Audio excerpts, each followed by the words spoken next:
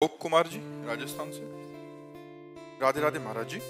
महाराज जी, मैं कर्म में विश्वास रखता हूँ और आपको यूट्यूब माध्यम से 1 साल से सुन रहा हूँ। महाराज जी, मेरा प्रश्न है कि रामायण में एक बताया गया है कि कर्म प्रधान विश्व करी राखा, जो जस करहि तो तस फल चाखा, और सकल पदार्थ ही है जग माही, कर्महीन नर पावत नाही। तो महाराज जी, एक तरफ कहते हैं कि होई है सोही जो राम रचि राखा। तो केवल कर्म तक सीमित रहना चाहते हो क्या? केवल कर्म तक करना चाहते हो क्या? तो कर्म दो ही प्रकार के होते हैं, शुभ कर्म और अशुभ कर्म, और इनकी दोनों की गति बस नर्क, स्वर्ग और मृत्यु लोक। तो दुर्गति से बचोगे क्या कर्म करके? सत्कर्म करना है, भगवत कर्म करना है, भगवान के अधीन होकर के कर्म करना है, श्री कृष्ण अनुकूलेन कर्म करना है, प्रतिकूल से विसर्जनम करना है, भजन करना है, परोपकार करना है, माता पिता की सेवा करनी है, पुत्र परिवार आदि का पालन करना है, और ये सब कर्म भगवान को अर्पित करके भगवत प्राप्ति करनी है। अगर भगवत प्राप्ति नहीं तो शुभ अशुभ कर्मों के पचड़े में तो पूरा संसार फंसा हुआ है। सब संसार कर्म कर रहा है, तुम ही थोड़ी कर्म कर रहे हो। बिना कर्म किए कोई एक क्षण भी नहीं रह सकता। तो सब कर्म कर रहे हैं, शुभ कर्म बन रहे हैं, अशुभ कर्म बन रहे हैं। शुभ का फल सुख मिल रहा है, अशुभ का फल दुख मिल रहा है। दुख सुख की इसी पचड़े में सब फंसे हुए हैं। तो को मानो दे इसी के लिए मिला है क्या? केवल कर्म करते हुए सुख और दुख का भोग करना। मानो देह का फल मिला है, सुख दुखे समय कृत्वा लाभा लाभो जया जयो। सुख दुख में समान भाव करते हुए, लाभ अलाभ में, जय पराजय में समान भाव करते हुए परमात्मा प्राप्ति करने के लिए, परमात्मा प्राप्ति करने के लिए शुभ अशुभ दोनों कर्मों का नाश करना होता है। शुभ अशुभ दुर्ग विध्वंस बल तब जयति जयति जग उच्चरे। शुभ अशुभ दोनों कर्मों का जब नाश होगा तब भगवत प्राप्ति होगी। अब ये आता है, ये कला आती है दोनों कर्मों का नाश करने की। वो है हुई है सोई जो राम रचि राखा, को करी तर्क बढ़ावे साका। वही होता है जो भगवान ने रच रखा है। तो अब भगवान ने हमें मानव देह रच रखा है, भगवान के हम अंश हैं। अब हम भगवान का भजन करके शुभ अशुभ का नाश करके भगवत प्राप्ति करेंगे। कर्मों के क्या, कर्म तो सब जीव कर रहे हैं। कौन सा ऐसा जो कर्म विहीन हो? कुछ पाप कर्म हो रहे हैं, कुछ पुण्य कर्म हो रहे हैं, लेकिन कर्मों के ऊपर जो उठे तब तो बात बने। मनुष्य जीवन केवल कर्मों में ही फंसे रहने के लिए थोड़ी है। कर्म समर्पण करके कर्म योग करने के लिए है। कर्म योग के द्वारा भगवत प्राप्ति करो, भक्ति योग के द्वारा भगवत प्राप्ति करो, ज्ञान योग के द्वारा भगवत प्राप्ति। ये योग प्राप्त करने के लिए मानव जीवन है। समझ पा रहे हो आप? अखिलेश मिश्रा जी, काशी से। श्री हरिवंश गुरुदेव, आपके चरणों में कोटि कोटि प्रणाम। महाराज जी, वापसी की तैयारी कब व कैसे की जाए? देहाभिमान पूर्णता गलित कैसे और कब होगा? देखो, विषयों की स्फुरणा होती है सबसे पहले। जब हम विषयों का चिंतन करते हैं, देहाभिमान गलित होने का उपाय बता रहे हैं। क्योंकि कर्ता और भोक्ता ही देहाभिमान है। मैं करता हूं और मैं भोगता हूं। तो अंतःकरण में विषय स्फुरणा होती है, मन में बुद्धि उसका निश्चय करती है, चित्त उसका चिंतन करता है। विषय स्फुरणा में अगर हमारी थोड़ी भी प्रीति हुई तो संकल्प बन जाता है। संकल्प में प्रीति होने से वो कामना बन जाती है, और कामना से क्रिया होती है। क्रिया में सुख भोगने की लालसा होती है। तो कर्ता और भोक्ता भाव देहाभिमान है। हम ऐसा भजन करें कि स्फुरणा को ही नष्ट कर दें। स्फुरणा संकल्प न बनने पावे, संकल्प कामना न बनने पावे, कामना क्रिया में न उतारने पावे। जितने भी भोग सुख हैं वो सब क्षणिक हैं, सब नाशवान हैं। शरीर निर्वाह के लिए मैं शरीर नहीं हूँ। शरीर निर्वाह के लिए हम केवल विषय सेवन करें, और शरीर का जो धारण करने का लक्ष्य है वो भगवत प्राप्ति है। इसलिए एक क्षण भी नाम का अंतराय न रह जाए।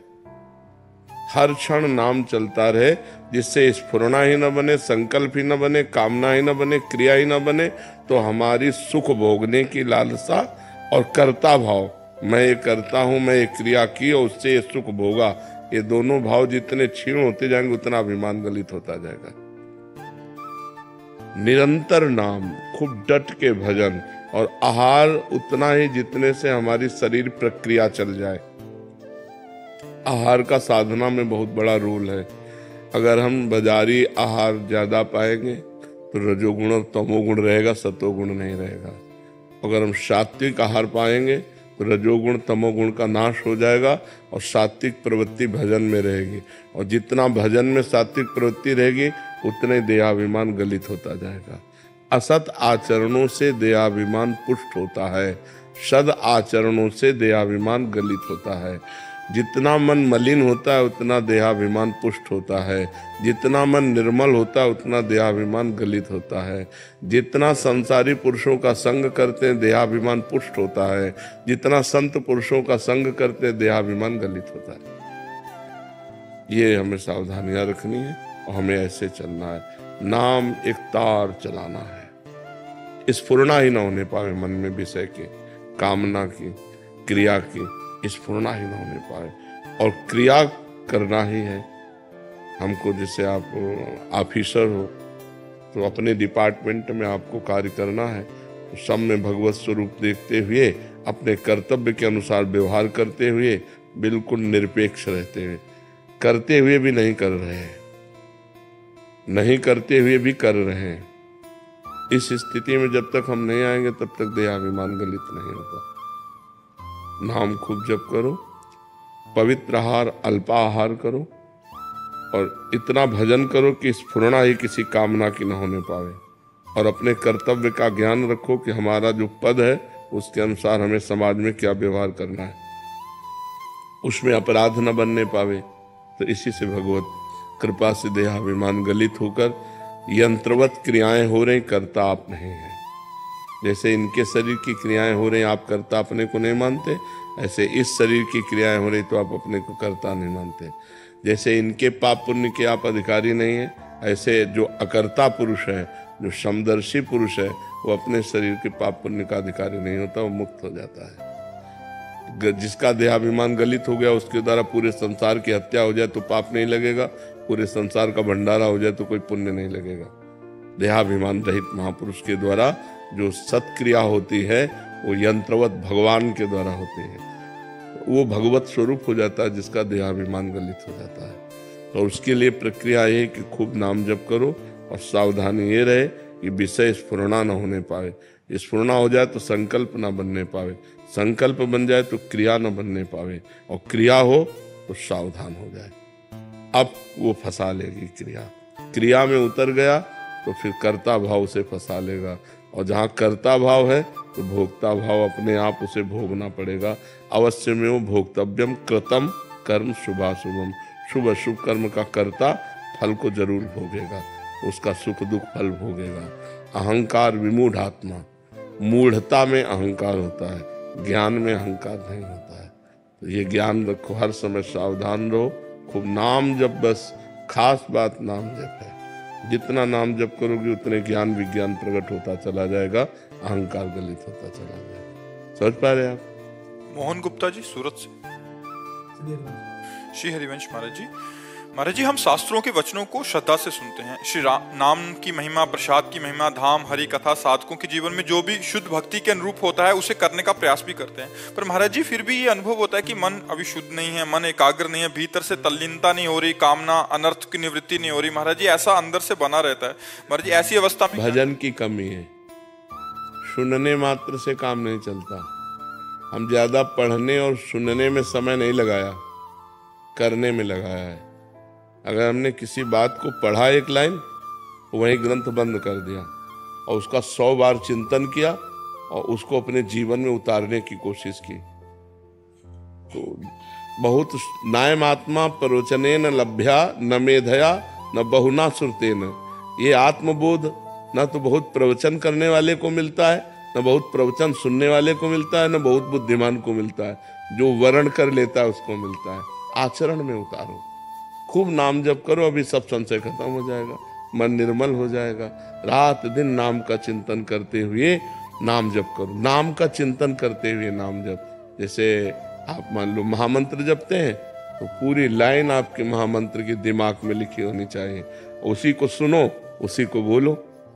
मान लो दिमाग में एकदम चल रहा है हरे कृष्ण कृष्ण कृष्ण हरे, हरे राम राम राम। हरे कृष्ण हरे, रोना आने लगेगा। आप देखो चिंतन करते हुए जप करो तो अभी हृदय इतना निर्मल होने लगेगा कि अश्रु प्रवाह आने लगेगा नाम जप में। अब वो चल रहा है माला अंगुली में, जबान में नाम और मन संसार में, तो कनेक्शन सही नहीं है। जब तीनों का कनेक्शन एक बैठ जाएगा, मन जिह्वा और माला, तब आनंद आने लगेगा। खूब जप करो, 1 मिनट भी खाली मत रहो। पता नहीं कौन सा मिनट हमारी जिंदगी का आखिरी मिनट हो और उस समय हम कुछ और चिंतन कर रहे हो। इसलिए हमें सावधानी पूर्वक भजन में लगना चाहिए। जब भजन में लगोगे तो संशय, मलिनता, ये सब नष्ट हो जाएगा। अपने आप हृदय में आनंद का अनुभव होने लगेगा। महाराज जी, जैसे गुरुजन आज्ञा करते हैं कि 11 माला करो, 16 माला करो, 32, ये 64, केवल लगाने के लिए है। ये केवल प्रारंभिक साधक को लगाने के लिए है कि अब एकदम नहीं जप रहा तो दीक्षा दी गई, कहा गया 11 माला तो आपको जपना ही है, कि चाहे जितना आप बिजी हो आप 11 माला कीजिए। लेकिन ये हद नहीं है भजन की, ये भजन की हद नहीं है। भजन तो बेहद है। जो हद बेहद है उसकी कोई गणना नहीं है। भगवान की प्राप्ति के लिए कोई गणना नहीं कि भगवान 11 माला में मिलेंगे कि 21 माला में मिलेंगे। वो तो जब निरंतर प्रीति पूर्वक भजन किया जाता है, भगवान के सिवा और कुछ याद न रहे, केवल भगवान की चाह रह जाए, मैं भगवान का, भगवान मेरे, तब भगवान की प्राप्ति होती है। महाराज जी, जैसे ये तो उत्तम साधक और ये उत्तम अवस्था प्राप्त करने के लिए उत्तम साधन है महाराज जी। महाराज जी, जैसे संसार में बहुत सारे ग्रस्त जन हैं जो ड्यूटी पे भी जाते हैं, सब कुछ करते हैं, उनके लिए महाराज जी कठिन हो जाता है जब आप ये बोलते हो कि ऐसा करना है। तो महाराज जी जो नाम जप की संख्या होती है वो भी छोड़ देते हैं। अब हमारे साथ महाराज जी मिलते रहते हैं तो कहते हैं कि उसको छोड़ देते हैं, फिर उसमें करने लग जाते हैं। कुछ समय में ही मन 1-2 दिन तो ठीक चलता है, तीसरे दिन फिर वहीं पटक देता है, फिर वो संख्या भी जाती है और मतलब जो नाम का जो एक अभ्यास वो भी चला जाता है। तो हाँ, हमने ये कहा है कि 11 माला जो संख्या है वो तो जैसे अब आप 1 माला लिखित किए तो 10 माला ऐसे करो ऐसा। हाँ, अब जैसे आपका मन 50 नाम में लगा कि लिखने में लगा तो शेष माला से पूरा करो। कुछ 10 मिनट 15 मिनट लेखनी का अभ्यास करो, क्योंकि सबका मन एकाग्र तो है नहीं, मन बड़ा चंचल है, एक क्षण में विषयों में भाग जाता है। यदि हम एकाग्रता पूर्वक 10 मिनट अभ्यास करें और शेष अपनी संख्या पूरी करें और रोज बढ़ाते चले जाएं, मान लो क्रम से महीना 15 दिन 10 मिनट चले, फिर हम 15 मिनट चलने लगे, फिर 20 मिनट चलने लगे, पर हमारी संख्या पूरी 11 की होनी चाहिए। महाराज जी, कोई 6 महीने से जुड़ा है, कोई साल से जुड़ा है, तो सिद्धावस्था वाली बात करने लग जाते हैं कि अभी वो भी जाता है, कुछ दिन बाद वो कहते हैं कि बाबा नाम भी छूट गया। हाँ, नहीं, नियम तो पूरा ही करना चाहिए, शेष समय में ये कर लेना चाहिए। जैसे 1 माला ध्यान पूर्वक कर लिया और 10 माला गणना पूर्वक कर लिया तो गुरु आज्ञा का पालन हो गया। देखो, भाव को भाव अनख आलसहु, नाम जपत मंगल दिस दसहु। ध्यान नहीं लग रहा, भाव नहीं बन रहा, श्रद्धा भी नहीं, आनंद भी नहीं, पर हम मंत्र जप रहे तो उसका फल तो मिलेगा ही। ये तो भगवत प्राप्ति के लिए आगे बढ़े हुए पुरुषों की बातें हैं, लेकिन प्रारंभिक साधकों को तो गणना से ही चलना होगा, नहीं वो भी छूट जाएगा, मन भजन में लगेगा नहीं। इसलिए प्रारंभिक साधकों को गणना दी जाती कि आपको 11 माला करनी ही है, तो उनको करना ही चाहिए। 10 मिनट 5 मिनट अलग से समय निकालने 24 घंटे में, जो लेखनी वाला मंत्र है, लेखनी वाला नाम है, वो प्रक्रिया करें, शेष समय 11 माला अपने पूरे कर लें। महाराज जी नाम की महिमा आदि सुनाते हैं तो काफी साधक कहते हैं कि बाबा हमें कोई नियम दे दीजिए कि हम 50,000 रोज राधा नाम जप करेंगे, मतलब नियम से करेंगे और आपको चेक कराएंगे। तो वो 50,000 कुछ दिन करते हैं, कभी कभी फिर आपका वैसा वाला एकदम उच्चतम अवस्था वाला प्रवचन होता है कि वास्तविकता में वहीं पहुंचना है, इसी से पहुंचेंगे। अभी 6 महीने हुए हैं तो महाराज जी वो 50,000 भी छोड़ दिए नहीं, धीरे-धीरे करने अब उनको क्या करना चाहिए, 50,000 तो नियम वाला करना चाहिए और 5 मिनट 10 मिनट ये करना चाहिए, इसका अभ्यास करना चाहिए। कोई भी अभ्यास करने के लिए अपने नियम को नहीं छोड़ना चाहिए। नियम के अलावा हमारा और समय 10 मिनट जाए तो हम वो अभ्यास में करें, ऐसा करना चाहिए। सिद्धि काबरा जी पूना से, राधे राधे गुरुदेव। गुरुदेव आपके चरणों में कोटि कोटि प्रणाम। गुरुदेव, भगवान से जुड़ने के लिए सबसे अच्छा तरीका क्या है महाराज जी? भगवान की शरण में हो जाना, अंदर से भगवान की शरण में हो जाना। जब हम मूर्छित होते हैं तब हम कुछ नहीं कर सकते, जब हम भारी विपत्ति में बुद्धि चकरा जाती तब कुछ नहीं कर सकते, कई ऐसी दुख की परिस्थितियां आती हैं जिसमें हम कुछ नहीं कर सकते, उस समय आश्रय काम करता है, भगवद आश्रय। और भगवद आश्रय को तत्काल भगवान स्वीकार करते हैं। जैसे सुग्रीव जी और बाली जी परस्पर वैर करते थे, तो बाली जी सुग्रीव जी को मारते थे और यहाँ तक कि जान से मारने का उपाय किया, तो भाग करके एकांत में ऐसे रह रहे थे जहाँ श्रापवश वो नहीं जा सकते थे। बिल्कुल ध्यानपूर्वक सुनना। तो दूर से देखा दो राजकुमार आ रहे हैं, तो उसको संशय हुआ सुग्रीव को कि बाली तो ऋषि के श्रापवश यहाँ नहीं आ सकते, हो सकता है इन राजकुमारों को भेजा हो। तो हनुमान जी महाराज को भेजा। हनुमान जी महाराज जी ब्राह्मण के रूप में गए और जब भगवान से परिचय पूछा, आप कौन हैं?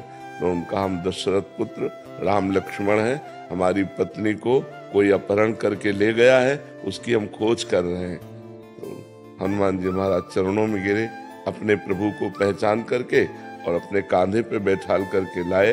तो सुग्रीव दूर से ही देख के समझ गए कि मित्र पक्ष है, क्योंकि कांधे पे बैठाल के ला रहे हैं। अब सुग्रीव जी ने आज तक कोई भगवान की प्राप्ति का साधन नहीं किया था।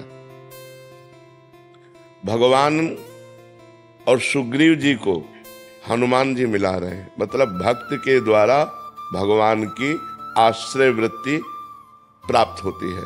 सुग्रीव जी को विश्वास दिलाने के लिए भगवान ने अग्नि को साक्षी किया और कहा, हम आज से आपको सखा भाव से स्वीकार करते हैं, अर्थात आप हमारे मित्र हैं।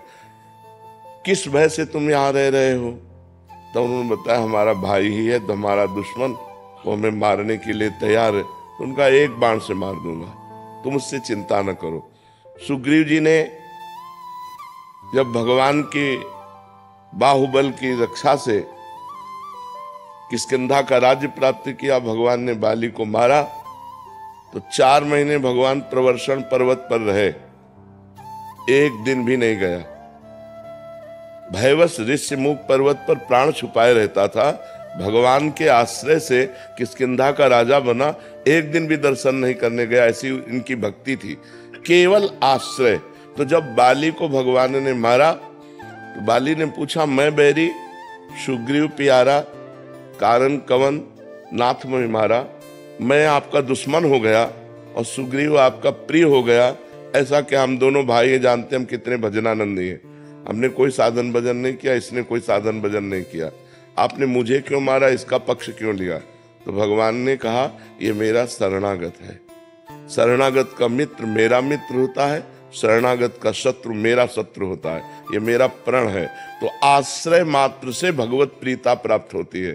अन्य साधन फिर धीरे धीरे हम करते रहे, लेकिन हृदय से जब हम भगवान को अपना मानने लगते हैं, हे भगवान मैं आपका और आप मेरे, भगवान मेरे मैं भगवान का, मैं किसी का नहीं, भगवान का, सिर्फ इतनी बात हृदय में आ जाए तो सहज में भगवत प्राप्ति हो जाए, सहज में भगवत। पर ये आना बड़ा कठिन है, क्योंकि जब तक सबकी ममता ताग बटोरी, मम पद मन ही बांध बर डोरी, तब तक बात नहीं बनेगी। सबसे प्यार समेटकर एकमात्र भगवान के चरणों में जब तक अर्पित नहीं किया जाता, तब तक आश्रय पुष्ट नहीं होता। जननी जनक बंधु सुतदारा, तन धन धाम सुहृद परिवारा, सबकी ममता ताग बटोरी, मम पद मन ही बांध बर डोरी। भगवान कह रहे, सबका प्यार सबकी ममता को समेटकर जो मेरे चरणों में समर्पित कर देता है, वो मेरा आश्रित हो जाता है, और मेरे आश्रित को त्रिभुवन में कभी कोई बाल बांका नहीं कर सकता।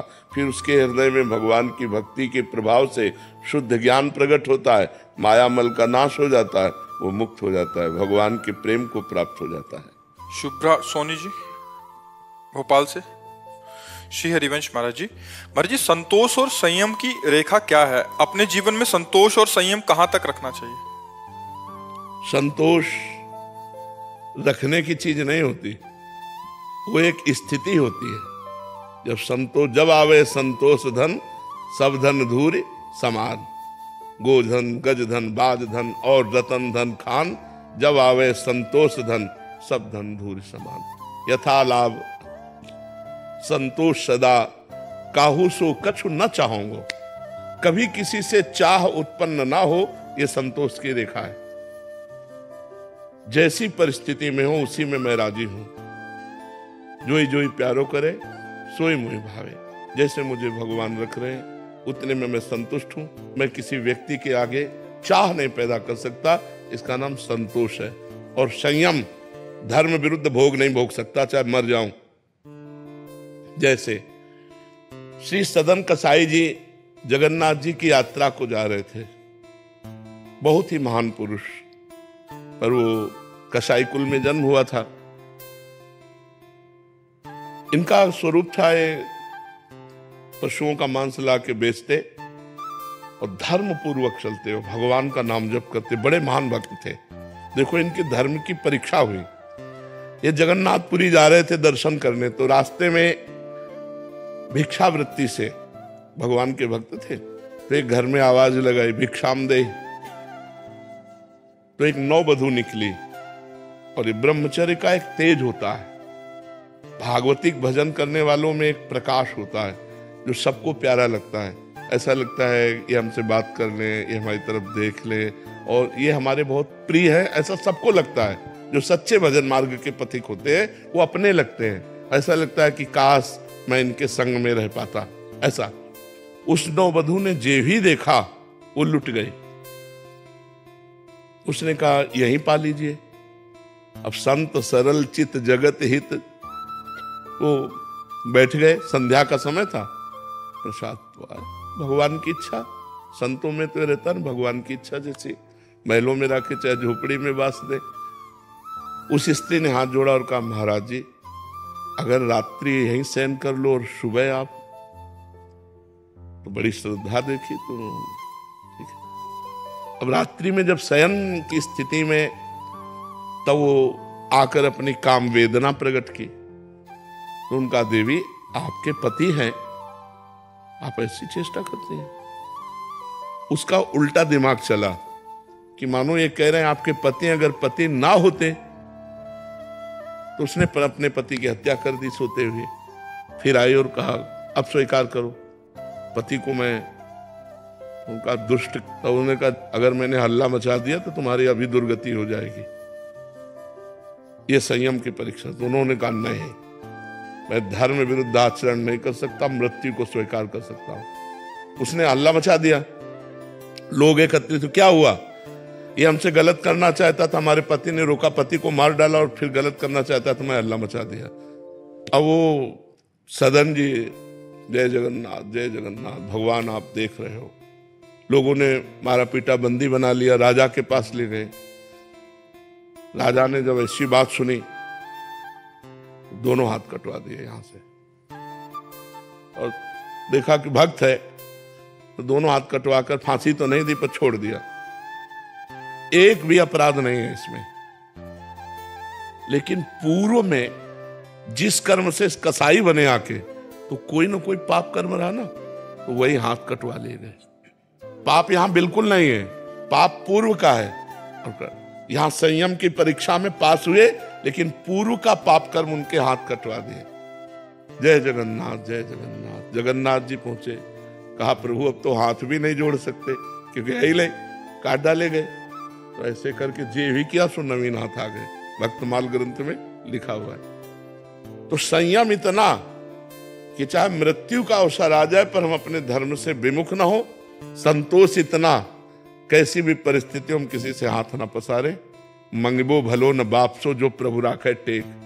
देनहार कोई और है, देत रहते दिन रैन। लोग भरम मोपे करे, तासो नीचे नैन। एक बार रहीमदास जी स्वर्ण बांट रहे थे, रत्न बांट रहे थे, बड़े धनी थे, तो ऐसे बांट रहे थे। तो लोगों ने पूछा कि आप नेत्र नीचे करके क्यों बांट रहे हैं? बोले देनहार कोई और है, वो देत रहते दिन रहन। लोग भरम मोपे करे कि रहीम बांट रहे हैं, इसलिए तासो नीचे नैन, इसलिए मेरे नेत्र नीचे हैं। तो संयम इतना कि किसी भी परिस्थिति में हमें धर्म विरुद्ध नहीं जाना, तो संयम संतोष हमारा सफल माना जाएगा। संदेश जी पंजाब से। राधे राधे महाराज जी। महाराज जी आपके चरणों में कोटि कोटि प्रणाम।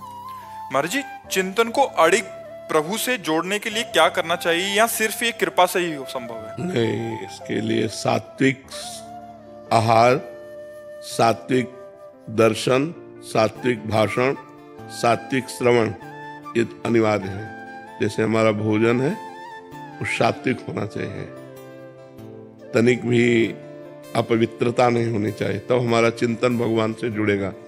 पेय पदार्थ सात्विक होना चाहिए। हमारा दर्शन जैसे मोबाइल में है या बाहर है, सात्विक होना चाहिए। अगर हम गंदा दर्शन करते हैं मोबाइल में या बाहर गंदा भाव रखते हैं तो फिर भजन नहीं होने वाला। हमारा खान पान सही होना चाहिए, हमारा देखना सही होना चाहिए, हमारा सुनना सही होना चाहिए, हमारा बोलना सही होना चाहिए। इनका भजन में बहुत योगदान है। देखो, हम पर कृपा तो हो चुकी है, अगर कृपा न होती तो मनुष्य शरीर न मिलता, मनुष्य शरीर मिलकर के हमको साधु संग न मिलता। अब मोहि भाव भरोस हनुमंता, बिनु हरि कृपा मिले नहीं संता। तो संतों के संग में बैठे तो इसका मतलब आप कृपा पात्र तो भगवान के हो। अब आपको प्रयास करना पड़ेगा कि आपका खान पान जो भी है वो बहुत पवित्र होना चाहिए, भगवान को अर्पित किया हुआ पवित्र भोजन, पवित्र विचार, पवित्र दर्शन, और कोशिश करें पवित्र लोगों का संग। अब जैसे गंदे विचार वाले लोग हैं, गंदे आचरण करते हैं, उनका संग करेंगे तो उनके जो परमाणु हैं वो हमको बलात् गंदगी की सोचने के लिए विवश करेंगे। गंदी क्रियाओं का हमारे अंदर चिंतन होने लगेगा, गंदी बातें हमें अच्छी लगने लगेंगी। कुसंग और सत्संग अपना प्रभाव रखता है, कुसंग अपना प्रभाव रखता है, सत्संग अपना प्रभाव रखता है। तो हमें सत्संग करना है, सही बातें बोलना है, सही बातें सुनना है, सही बातें देखना है, पवित्र भोजन पाना है और प्रयास करना है कि भगवान का बार बार नाम जप हो। फिर आप देखो आपकी उन्नति हो जाएगी अध्यात्म में। अब गंदा भोजन, गंदे विचार, गंदा दृश्य जो मन आया और टीवी में देख लिया, मोबाइल में देख, वो चिंतन हमारे अंदर जैसे सीसी कैमरा होता है ना, वो सब कवर करता रहता है, बिना खींचे खींच जाता है। ऐसे ही मन में भगवान की तरफ से सीसी कैमरा है, वो जो देखता है, जो सुनता है, जो बोलता है, वही सब खींच लेता है। और जब आप भजन में बैठोगे तो वही सब दिखाएगा आपको।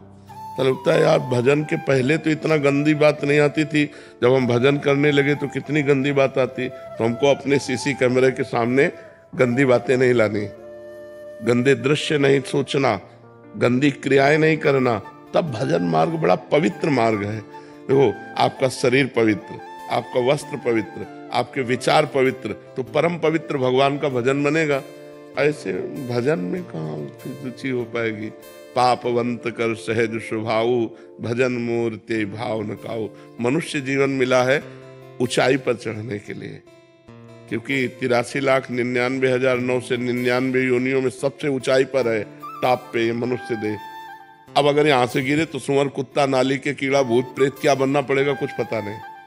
तो इससे ऊपर उठना है, इससे ऊपर उठना भगवान की प्राप्ति करना, या हमारा फिर जन्म हो और परम पवित्र भारत देश में ही हो और हम भगवान का भजन करें, हम अपने राष्ट्र की सेवा करें, कोई ऐसा पद मिले जिससे निर्विकार होकर, प्रलोभन भय छोड़कर हम समाज की सेवा करें, भगवान का नाम जप करें। अब इससे नीचे न गिरे, सुअर कुत्ता न बने, नाली के कीड़ा न बनना पड़े, हमको ऐसे योनियों में न जाना पड़े। इसलिए नाम जप अनिवार्य है, इसलिए परोपकार अनिवार्य है। और ये नाम जप परोपकार तभी हो सकता है जब आपकी बुद्धि शुद्ध होगी। तो बुद्धि शुद्ध होने के लिए भोजन शुद्ध, जैसा खाओ अन्न वैसा बने मन, जैसे पियो पानी वैसी बने वाणी। अब पिए शराब, खाए मांस, गंदे आचरण करे और सोचे कि अध्यात्म में हम चल लेंगे, कदापि नहीं। जो पै दुष्ट हृदय सोई होई, मोरे सन्मुख आओ किसे। यदि वो दुष्ट हृदय है वो भगवान के मार्ग में नहीं चल सकता। भोगेश्वर प्रसक्ता नाम तया प्रहत चेतसाम, व्यवसायत्मिका बुद्धि समाधो न विधीयते। जो भोग ही नाना प्रकार के पदार्थों के ही भोग और संग्रह में लगा हुआ है, वो कभी भगवत प्राप्ति करना ऐसा सोच भी नहीं सकता। भगवान कह रहे हैं तो हमें मनुष्य जीवन मिला है तो हम पवित्र आहार करें, पवित्र आचरण करें और परम पवित्र भगवान का चिंतन करें। महाराज जी, पर पशु की योनि जो होती है वो दंडित के मतलब वो योनि जो होती केवल कर्म भोग है, नवीन कर्म नहीं कर सकते आप। जो आपका प्रारब्ध भोग है उसे वही भोगना होगा, इसके आगे नहीं। तो बट वो जो पशु होते हैं वो दंड, ऐसा तो नहीं होता उनको कोई पिछले जन्म में कोई दंड मिला हो और इस वजह से वो इस बार पशु बने? तो दंड तो हर योनि दंड ही तो है। केवल एक मनुष्य योनि है जिसमें आपको छूट है, जो चाहो कर सकते हो, जो चाहो कर सकते हो। आप देवता बन सकते हो, आप नारायण का भजन करके नारायण में तन्मय हो सकते हो, आप राम जी का भजन करके राम जी में तन्मय हो सकते हो, जो चाहो। हर पशु पक्षी जो 83,99,999 योनियां वो कुछ नहीं कर सकते, केवल अपना भोग भोग सकते हैं कर्म का। जो हमने मनुष्य जन्म, हमारे कोई पहला मनुष्य जन्म थोड़ी है, असंख्यों बार हो गए। जो कर्म किए वो भोगना पड़ेगा। फिर भगवान ने अब चांस दिया कि मिटा लो साले कर्मों को, भजन करके परोपकार करके अपने अशुभ कर्मों को मिटा दो। तो हम भूल गए, फिर यहाँ आ गए वही लड़का बच्चा, पढ़ाई लिखाई, रुपया पैसा, खान पान, मौज मस्ती, फिर मर गए, फिर वही सुअर कुत्ता बने जाकर के, फिर नाना प्रकार की भोग योनियां। पर महाराज जी जैसे देखा है कई बार लोग अत्याचार करते हैं पशु पे, वो कहते हैं कि क्योंकि ये इनको हाथ लगाना पाप है, तो क्या ये सोच समाज की? नहीं, पशु को हाथ लगाना पाप नहीं, ऐसा नहीं है, कभी कहीं किसी शास्त्र में ऐसा नहीं लिखा। बर्ताव व्यवहार मर्यादा के अनुसार करना है। हम कह रहे हैं पशुओं के साथ व्यवहार करो, प्रिय व्यवहार करो, मित्रवत व्यवहार करो, लेकिन एक सीमा तक करो। देखो अलग अलग मर्यादा है। जैसे हम गौ के मूत्र का अपने हिंदू लोग पवित्र मानते हैं, गाय के गोबर को लीपते हैं, लेकिन कुत्ते के गोबर को तो नहीं लीप सकते। हर पशु की एक अपनी मर्यादा है, हम उस मर्यादा से चले। जो हमारी गाय के प्रति श्रद्धा है वही हम खान पान के सब जीवों के प्रति रखें, लेकिन बर्ताव अलग अलग है, बर्ताव में भेद है।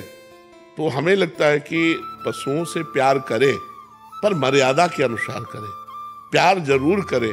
ये आज पशुओं से प्यारहीन तो नष्ट हो गया है, तभी बकरा मुर्गा गाय भैंस लोग काट काट के खा रहे हैं।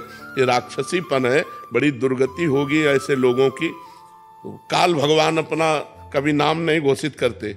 बोले क्या हुआ, बोले दिल फेल हो गया, क्या हुआ एक्सीडेंट हो गया, क्या हुआ उसने मार दिया। कभी काल को कोई नहीं कहता, काल मिटिया मेट करता रहता सबको। इसलिए सबको सुख दो, धर्म के अनुसार सुख दो, खूब नाम जप करो, जीवन आनंद में व्यतीत करो। मनुष्य जीवन आनंद में व्यतीत करने के लिए शोक चिंता भय ये सब क्या है।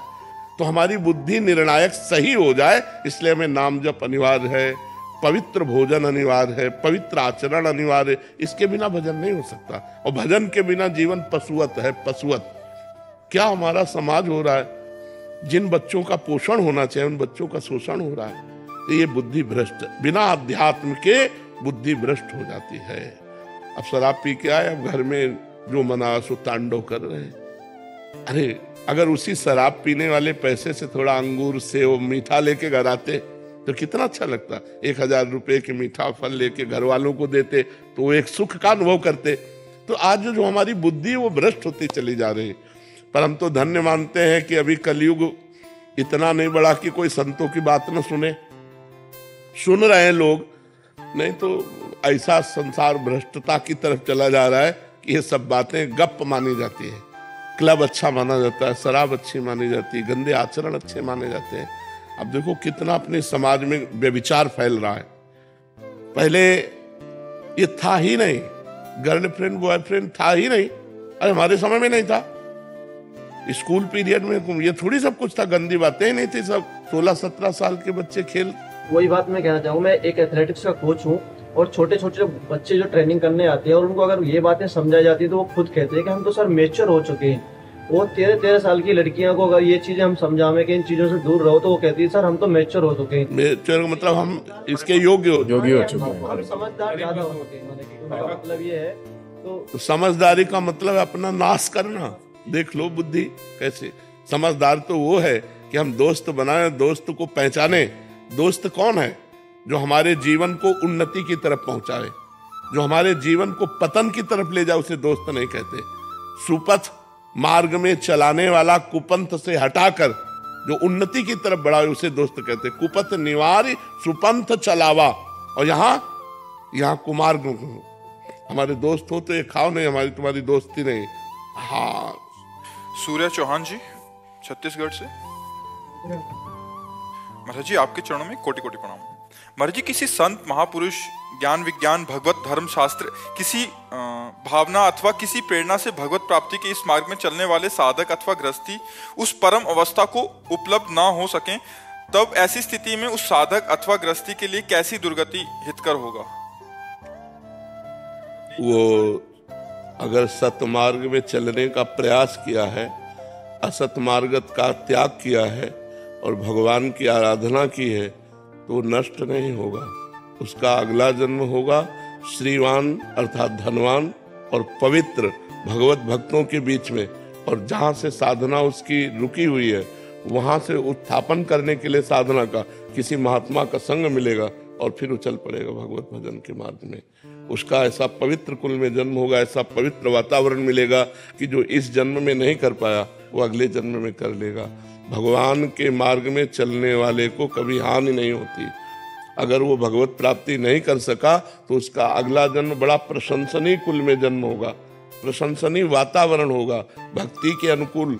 और जिन जिन भोगों की लालसा से उसने भक्ति में विक्षेप अपने सहा, वो भोगों की बाहुल्यता होगी और उन भोगों में वो वैराग्य करके संत समागम के द्वारा अगले जन्म में निश्चित भगवत प्राप्ति कर लेगा।